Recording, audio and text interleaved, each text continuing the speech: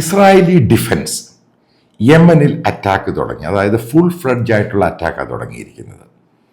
അപ്പോൾ 2 ദിവസം ഇന്നലെ ഇസ്രായേലിലെ സെൻട്രൽ ഇസ്രായേലിൽ അവരുടെ ഒരു സ്കൂള്, ആ സ്കൂളിൽ ഈ ഹൂത്തികൾ തൊടുത്തുവിട്ട മിസൈൽ വീണ സ്കൂൾ കെട്ടിടം ഡാമേജ് ഉണ്ടായി.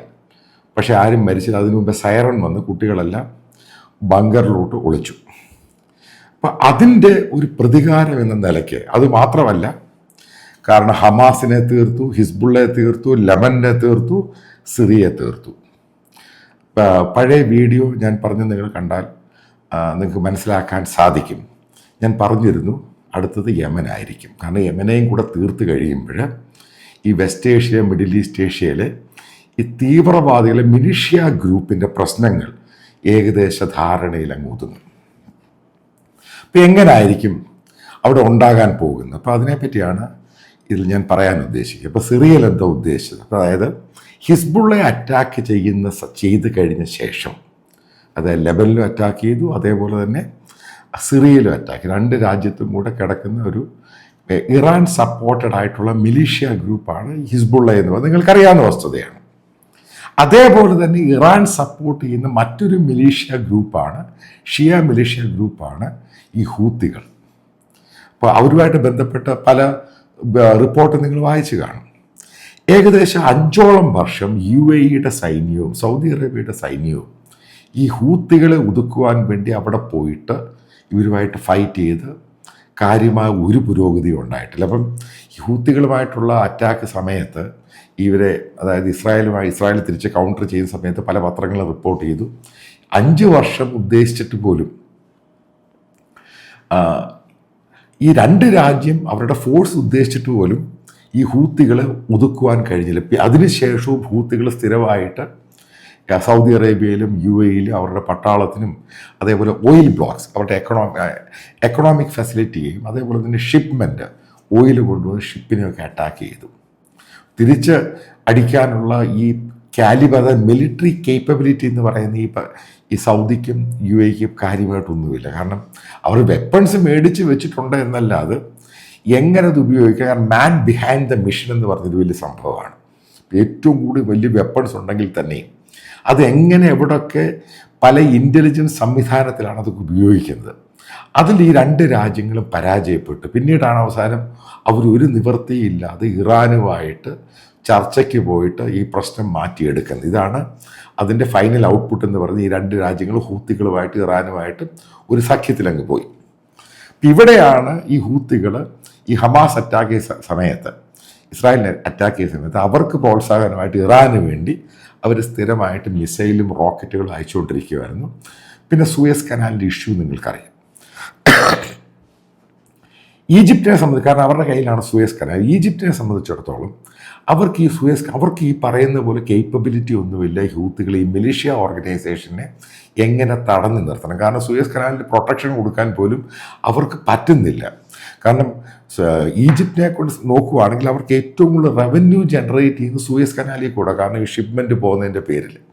പക്ഷെ അവർക്കൊന്നും ചെയ്യാൻ കഴിയുന്നില്ല. കാരണം അവർ പൂർണ്ണമായിട്ടങ്ങ് മാറിക്കൊടുത്തു.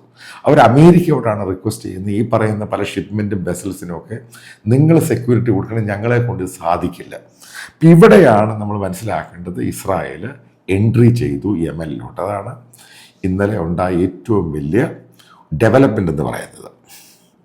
അപ്പോൾ എങ്ങനെയാണ് ഈ സിറിയയിലുണ്ടായ സംഭവം? ആദ്യം ഈ അസാദ് സർക്കാർ, അസാദ് റെജീമിൻ്റെ അവരെ ഫ്രണ്ട് ലൈനായിട്ടും ബാക്ക് ലൈനായിട്ടും അവർക്ക് സപ്പോർട്ട് ചെയ്തുകൊണ്ടിരുന്നൊരു ഫാക്ടറാണ് ഈ ഹിസ്ബുള്ള എന്ന് പറയുന്നത്. അതിൻ്റെ പേരിലാണ് റിബലിന് അങ്ങോട്ട് കയറാൻ പറ്റാതെ, കാരണം അവർക്ക് ഏറ്റവും കൂടുതൽ സപ്പോർട്ട് ചെയ്ത് ഇറാനായിരുന്നു.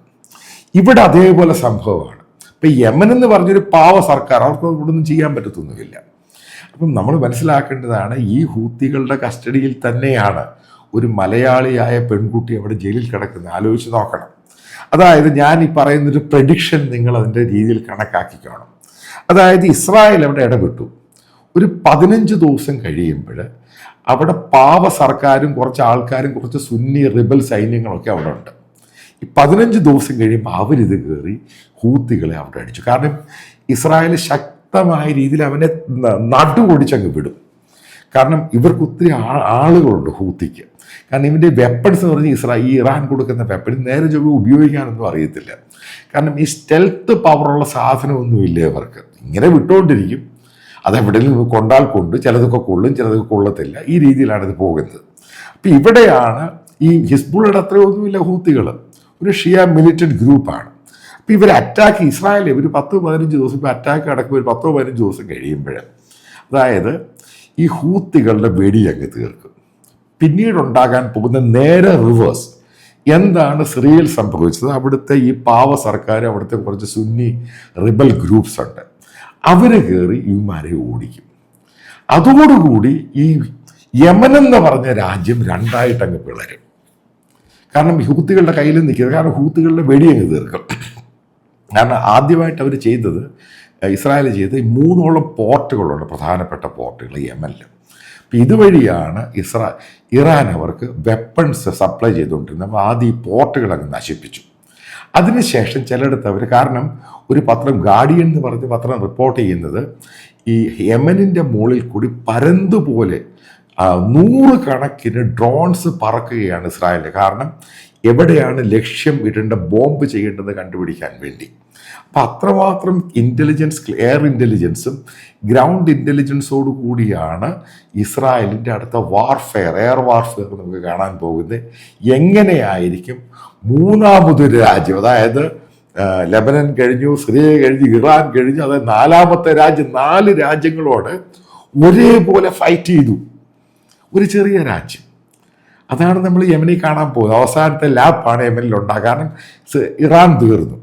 അപ്പോൾ അവസാനത്തെ ലാപ്പിൽ യമനിൽ കാണാൻ പോകുന്നതാണ് ബേസിക്കലി, നമ്മൾ ഈ പറയത്തില്ല, ഈ വെടിക്കെട്ടൊക്കെ ഉണ്ടാകുമ്പോൾ അവസാനത്തെ വെടിക്കെട്ട് എങ്ങനെയായിരുന്നു, അതേപോലെ വെടിക്കെട്ടായിരിക്കും യമനിൽ ഉണ്ടാകുന്നത്. കാരണം ഈ ഹിസ്ബുള്ളയുടെ കുറച്ച് ആൾക്കാരും മറ്റുള്ള പല പ്രോക്സികളും ഇസ്രായേലിനെ പേടിച്ച് എല്ലാവരും കൂടെ യമനിലാണ് പോയിരിക്കുന്നത്. കാരണം അവർ ബോംബ് ചെയ്യുമെന്ന് പേടിച്ചിട്ട്. ഇതെല്ലാം കൂടെ അവിടെ അടിഞ്ഞിരിക്കും. കാരണം ഹമാസിൻ്റെ കുറച്ച് ആൾക്കാർ ഇവിടുന്ന് ഭയന്ന് ആശുപത്രി ട്രീറ്റ്മെൻറ്റൊക്കെ ഭയന്ന് അവിടെ പോയിട്ടുണ്ട്. ഇതിൻ്റെ മേളിലാണ് ഇനി അടുത്ത ബോംബിങ് എന്ന് പറയുന്നത്. കാരണം മനസ്സിലാക്കേണ്ട സംഭവമുണ്ട്, അമേരിക്ക പോലും ഇവിടെ ഈ പറയുന്ന രീതിയിൽ യമനിൽ അറ്റാക്ക് ചെയ്യാൻ ശ്രമിച്ചിട്ടും അവർ ഈ പറയുന്ന പോലെ സക്സസ് ആയിട്ടില്ല. അവിടെയൊക്കെ ഇസ്രായേൽ മാറി, കാരണം അവർ എൻഗേജ്ഡ് ആയിരുന്നു ഹമാസിൻ്റെ അടുത്തും അതേപോലെ തന്നെ ഹിസ്ബുള്ളയുടെ അടുത്തും. അപ്പോൾ അതിൻ്റെ പേരിലാണ് അവർ പൂർണ്ണമായിട്ട്, ഇപ്പോൾ ഇടയ്ക്കിടയ്ക്ക് ഇവർ അറ്റാക്ക് ചെയ്യുമ്പോൾ, മിസൈൽ അയക്കുമ്പോൾ 1-2 സോർട്ടികൾ അവിടെ പോയി ബോംബ് ചെയ്യുമായിരുന്നു. പക്ഷെ ഇനി ഉണ്ടാകാൻ പോകുന്ന ഒരു ഇസ്രായേലി എയർ വാർഫെയർ ഉണ്ട്. കാരണം കൃത്യമായി, കാരണം 2000 കിലോമീറ്റർ ട്രാവൽ എയർ ഫ്ലൈ ചെയ്തിട്ടാണ് ഇത് പോകുന്നത്. അത് റീഫ്യൂൽ ചെയ്യാൻ വേണ്ടിയുള്ള ഫ്ലൈറ്റ് ഉൾപ്പെടെയാണ് ഫ്ലൈ ചെയ്യുന്നത്. അപ്പം ഇപ്പോൾ ആദ്യത്തെ സോട്ടി എന്ന് പറയുന്നത് ഏകദേശം 100-കണക്കിന് ഡ്രോൺസും എയർക്രാഫ്റ്റുകളും, അതായത് ഫൈറ്റർ എയർക്രാഫ്റ്റുമാണ് അവിടെ പോയെന്നാണ് ഇസ്രായേലി പത്രങ്ങൾ റിപ്പോർട്ട് ചെയ്യും. ഇപ്പം വരാനുള്ള ദിവസം ഞാൻ പറയാം, 10 ദിവസമേ ഉള്ളൂ. മലയാളിയായ പെൺകുട്ടി അവിടെ ജയിലിൽ കിടപ്പുണ്ട്. ആ പെൺകുട്ടിയുടെ മോചനം പോലും, കാരണം ഇവന്മാരെല്ലാം തട്ടി ദൂരക്കളയും. ഹിസ്ബുള്ളയുടെ തലവനെ തട്ടാൻ സാധിക്കുമെങ്കിൽ ആലോചിച്ച് നോക്കുക, ഇതിനെ അവർ തൊലച്ച് കളയും. അതായത് കേരളത്തിൽ അവരുടെ ഒത്തിരി ഫാനുകളുണ്ട്, ഹൂത്തി ഫാനുകൾ. ആലോചിച്ച് നോക്കുക, ഹൂത്തികൾ ആരെയാണ് അവരുടെ പ്രൈമറി ടാർഗറ്റ് എന്ന് പറയുന്നത്? സുന്നികൾ.